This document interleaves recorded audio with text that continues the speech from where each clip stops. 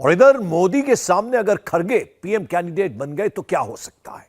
ममता 31 दिसंबर तक seat sharing करना चाहती हैं। 11 दिन बचे हैं, बहुत मुश्किल है। मान लीजिए हो भी गया तो क्या हो सकता है। मोदी के खिलाफ हर सीट पर सारे विपक्ष का एक और केवल एक उम्मीदवार संभव नहीं है, लेकिन अगर हो भी जाता है तो क्या होगा। अगर मोदी विरोधी लीडर ही नहीं, अगर वोटर भी एकजुट हो जाते हैं तो क्या हो सकता है। यह सब हो नहीं सकता, लेकिन अगर हो भी जाता है तो क्या मोदी को रोका जा सकता है। इस स्थिति के बावजूद मोदी की कितनी सीटें पक्की हैं और कितनी सीटें हिलडुल सकती हैं।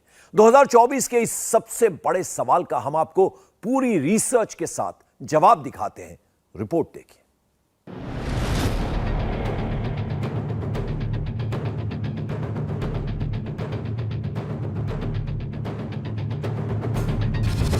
इंडी गठबंधन में सीट शेयरिंग का फॉर्मूला क्या होगा?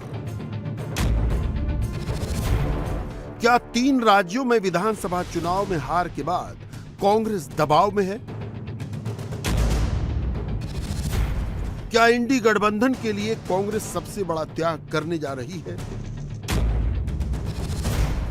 क्या 24 के चुनाव में कांग्रेस सिर्फ 227 सीटों पर चुनाव लड़ेगी? 3 राज्यों में हार के बाद दिल्ली के अशोका होटल में इंडी गठबंधन के नेताओं का जमावड़ा लगा है। इंडी गठबंधन की मीटिंग से पहले कोऑर्डिनेटर से लेकर सीटों की डिमांड तक कई मुद्दों को लेकर बयानों की जंग भी जारी है। गठबंधन में शामिल दलों के कुछ नेताओं के ऐसे बयान सामने आए हैं जिन्हें लेकर अब ये सवाल उठने लगे हैं कि क्या दल मिल रहे हैं, दिल नहीं। हालांकि शाम को जब इंडी अलायंस ने प्रेस कॉन्फ्रेंस की तो लगा ये मुद्दे सुलझा लिए गए होंगे, लेकिन न तो इसमें संयोजक के नाम का ऐलान हो सका और न ही सीट शेयरिंग पर कोई फैसला। सिर्फ एक बात निकल कर आई, वो ये कि इंडी की ओर से प्रधानमंत्री का चेहरा मल्लिकार्जुन खड़गे होंगे। हालांकि कांग्रेस अध्यक्ष मल्लिकार्जुन खड़गे ने कहा कि अगर सांसद ही नहीं होंगे तो प्रधानमंत्री की बात करके क्या फायदा। हमने पहले सभी लोग जीत के आना है, जीत के लिए क्या करना उसके बारे में हम सोचे। कौन प्राइम मिनिस्टर बनना ये बाद में की बात है। एमपीज अगर नहीं है तो प्राइम मिनिस्टर की बात करके क्या फायदा है। तो इसीलिए हम पहले अपनी संख्या बढ़ाने के लिए एक होकर सभी लोग लड़ के हम मेजॉरिटी लाने की कोशिश करेंगे।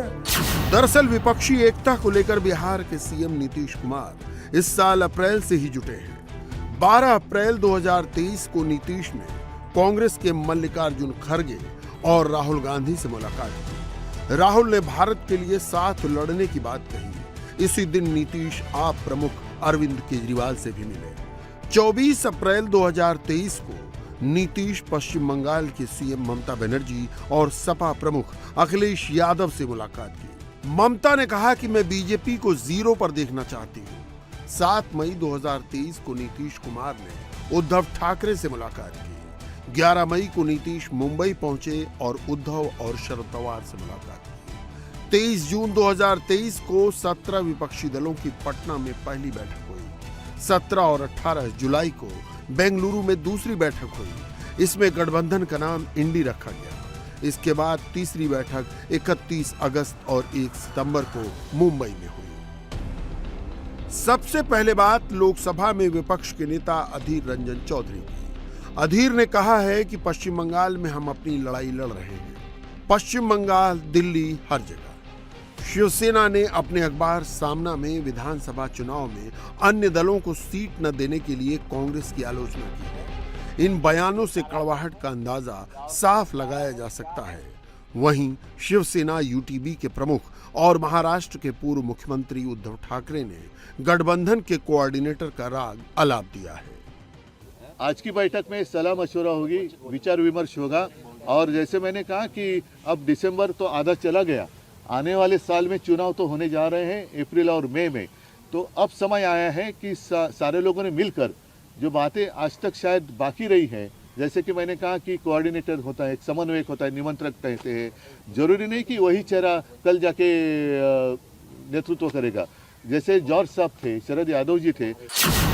देखा जाए तो 3 राज्यों में विधानसभा चुनाव में हार के बाद कांग्रेस बैकफुट पर नजर आ रही है। ये राज्य हैं मध्य प्रदेश, राजस्थान और छत्तीसगढ़। यही वजह है कि इंडी गठबंधन के नेता अब कांग्रेस पर सीट शेयरिंग को लेकर दबाव बनाने में जुटे हैं। इसे कांग्रेस नेताओं के बयानों से सभी समझ सकते हैं। जब कांग्रेस प्रवक्ता सुप्रिया श्रीनेत से पूछा गया कि सीट शेयरिंग पर आज की मीटिंग में बात कितनी आगे बढ़ सकती है, बजाय इसके वो सीट शेयरिंग के बारे में बताती संसद में सांसदों के निलंबन की बात करने लगी। देखा जाए तो कांग्रेस पैन इंडिया लेवल पर अपना पॉलिटिकल फुटप्रिंट रखती है। कांग्रेस के साथ बाकी सभी सहयोगी दल को आना है, तो सीट शेयरिंग फॉर्मूले की जो बात हो रही है, जो कुछ क्षेत्रीय छत्रप कह भी रहे हैं, उस पर आज कितना डेवलपमेंट संभव है? मुझे लगता है हर चीज पर डेवलपमेंट होगा। मुझे लगता है पहला डेवलपमेंट और पहली बात तो इस पर होगी कि किस तरह से सांसदों को सस्पेंड किया जा रहा है। पहली बात तो इस पर होनी चाहिए कि किस तरह से सांसदों के हक का हनन हो रहा है। पहली बात तो इस पर होगी कि कैसे कानूनों को बुलडोज किया जा रहा है पार्लियामेंट में सांसदों का सस्पेंशन करके। विपक्षी इंडी गठबंधन 2024 के लोकसभा चुनाव में बीजेपी के खिलाफ 1:1 फॉर्मूले के तहत उम्मीदवार उतारने की बात कर रहा है। यानी बीजेपी के खिलाफ विपक्ष की ओर से सिर्फ एक उम्मीदवार। विपक्ष 450 सीटों पर इस फॉर्मूले से बीजेपी को चुनौती देगा। कर्नाटक विधानसभा चुनाव में कांग्रेस की जीत के 2 दिन बाद 13 मई को ममता बनर्जी ने एक प्रपोजल भी दिया था। उन्होंने कहा था कि हम उन राज्यों में कांग्रेस का समर्थन करेंगे जहां उसकी जड़ें मजबूत हैं। इसके बदले में कांग्रेस को क्षेत्रीय दलों को उनके गढ़ों में समर्थन देना चाहिए। दरअसल ममता का प्रपोजल यहां उन सीटों से है जिन पर 2019 में कांग्रेस ने जीत दर्ज की थी और जिन पर वो बीजेपी के मुकाबले दूसरे नंबर पर थी। 2019 में कांग्रेस ने लोकसभा की कुल 543 में से 421 पर चुनाव लड़ा था। इनमें से कांग्रेस ने 52 पर ही जीत दर्ज की थी। वहीं 209 सीटों पर कांग्रेस दूसरे नंबर पर रही, जबकि 190 सीटों पर कांग्रेस का सीधा मुकाबला बीजेपी से था। देखा जाए तो कांग्रेस देश भर की 200 लोकसभा सीटों पर मजबूत है। इन 200 लोकसभा सीटों में से 91 सिर्फ राजस्थान, मध्य प्रदेश, छत्तीसगढ़ और गुजरात में है। ममता का फॉर्मूला देखने में तो काफी आसान लगता है, लेकिन इसमें कई पेच हैं।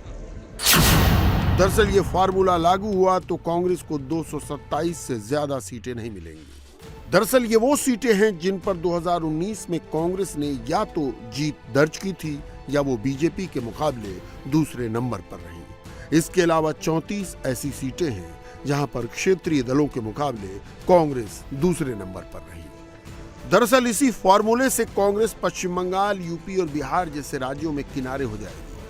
यानी यहां पर ममता बनर्जी, लालू, नीतीश और अखिलेश यादव की ही चलेगी। देखा जाए तो खुद ममता बनर्जी ने भी आज मीटिंग से पहले ये माना कि सीट शेयरिंग के फॉर्मूले पर बात इतनी आसानी से बनने वाली नहीं है। सुनिए उन्होंने पीएम कैंडिडेट और सीट शेयरिंग पर क्या कहा। It is after election everybody will decide. I will not take any comments right now because there is a time, there is an opportunity to meet each other. So let us meet.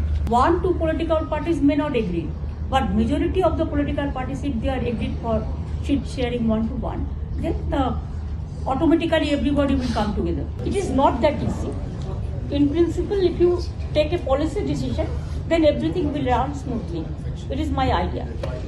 Ma'am, do you think it's too late now? You should have. No, it is not late. Because TMC, you yourself in the Mumbai meeting had said that this should be done by October 15. Better late than never. We are ready. We are ready to fight inch and inch, every inch. Only our policy should be clear. पश्चिम बंगाल की बात करें तो यहाँ पर लोकसभा की कुल 42 सीटें हैं। 2019 में सिर्फ 3 सीटें छोड़कर ये चुनाव ममता बनाम बीजेपी हो गया था। तृणमूल कांग्रेस ने 22 सीटें जीती थी, वहीं कांग्रेस को सिर्फ 2 सीटें मिली थी। यानी ममता फॉर्मूले से यहाँ पर कांग्रेस को सिर्फ 2 सीटें मिलेंगी। यूपी में भी यही हाल है। यहाँ पर लोकसभा की 80 सीटें हैं। 2019 में कांग्रेस ने 67 सीटों पर चुनाव लड़ा था, लेकिन सिर्फ सोनिया गांधी की रायबरेली सीट पर ही जीत मिली थी। वहीं कांग्रेस 3 सीटों पर दूसरे नंबर पर थी। 2022 के यूपी विधानसभा चुनाव में कांग्रेस को सिर्फ 2 सीटें मिली। विधानसभा चुनाव में कांग्रेस का वोट प्रतिशत 2.33 रहा। यानी ममता के फॉर्मूले के हिसाब से कांग्रेस को यहां पर सिर्फ 4 सीटें मिली। वहीं कांग्रेस 2009 के फॉर्मूले के आधार पर 21 सीट की मांग कर रही है। बिहार में लोकसभा की 40 सीटें हैं। वर्तमान में बिहार में कांग्रेस, जेडीयू और आरजेडी तीनों महागठबंधन का हिस्सा है। 2019 में जेडीयू ने 16 सीटें जीती थी। वहीं बची हुई 24 में से 17 पर आरजेडी की दावेदारी है। कांग्रेस ने 2019 में 1 सीट जीती थी। महागठबंधन में सीपीआई भी साझेदार है। नीतीश जीती हुई सीटें छोड़ेंगे नहीं। वहीं आरजेडी भी कम से कम 16 सीटों पर तो चुनाव लड़ेगी। ऐसे में कांग्रेस को यहां भी बची हुई 8 में से 5 सीटें मिल सकती हैं।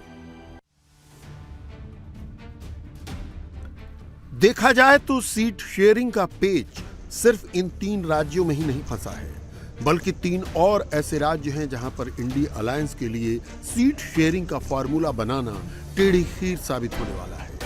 ये 3 राज्य हैं दिल्ली, पंजाब और महाराष्ट्र। पंजाब और दिल्ली में कांग्रेस और आप के बीच सहमति बननी है। वहीं महाराष्ट्र में कांग्रेस, शरद पवार वाली एनसीपी और उद्धव वाली शिवसेना के बीच सीटों का बंटवारा होना है।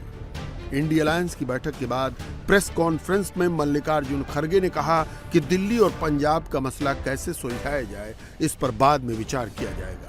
यानी ये साफ है कि गठबंधन में सीट शेयरिंग का मुद्दा इतनी आसानी से हल होने वाला नहीं है। सबसे पहले बात पंजाब की।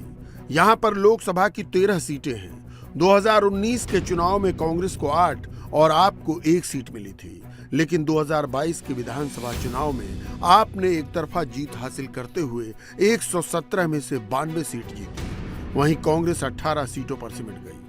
हालांकि विधानसभा चुनाव जीतने के 3 महीने बाद ही आप सीएम भगवंत मान की संगरूर सीट पर लोकसभा चुनाव हार गई। ऐसे में अगर लोकसभा चुनाव के आधार पर देखें तो कांग्रेस का पलड़ा भारी है। वहीं विधानसभा चुनाव के बाद आप हावी हैं। ऐसे में ये सीट शेयरिंग का फॉर्मूला तलाशना बड़ी चुनौती होगी।